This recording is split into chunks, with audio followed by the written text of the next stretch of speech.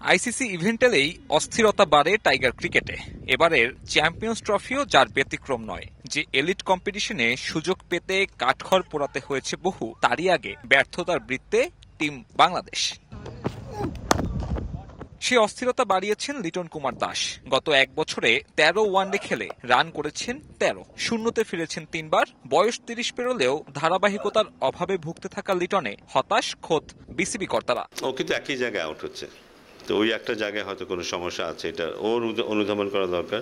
ওর আশেপাশে যেসব coaching staff আছে তাদের অনুধাবন করা দরকার।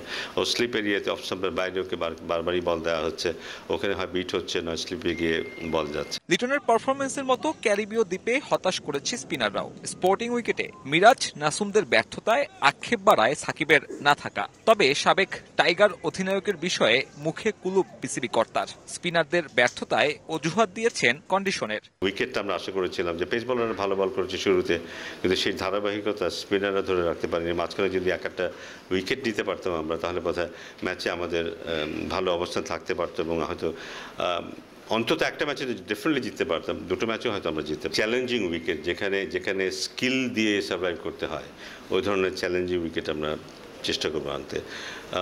বিশেষ করে বোলারদের জন্য, বোলাররা খুব সহজেই, বিশেষ করে স্পিনাররা খুব বেশি সাহায্য পেয়ে যায় আমাদের লোকাল যে উইকেটগুলিতে, সেখানে যে কারণে ওদেরকে অনেক বেশি পরিশ্রম করতে হয় না। তো আমার মনে হয় যে এই ধরনের উইকেট হলে সেটা ব্যাটসম্যানের জন্য হোক, বলারের জন্য হোক, সবার জন্য কিছুটা চ্যালেঞ্জিং হবে এবং সেটা সবার গ্রোথের জন্য খুব ভালো হবে।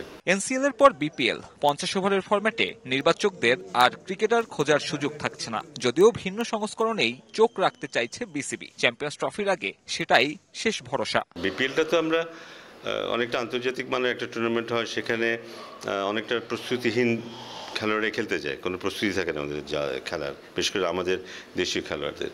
তো এটা একটা প্রস্তুতি নেওয়ার সুযোগ, এক নম্বর হলো সেটা। দুই নম্বর হচ্ছে যে ওখানে সীমিত সংখ্যক খেলোয়াড়রা খেলার সুযোগ পায়।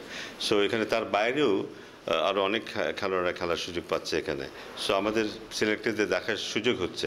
19 ফেব্রুয়ারি হাইব্রিড মডেলে শুরু হবে 8 দলের চ্যাম্পিয়ন্স ট্রফি। টাইগারদের এখন পর্যন্ত সেরা সাফল্যটাও এসেছিল সেই সংস্করণে। সাব্বির মিথুন, সময় সংবাদ, সিলেট।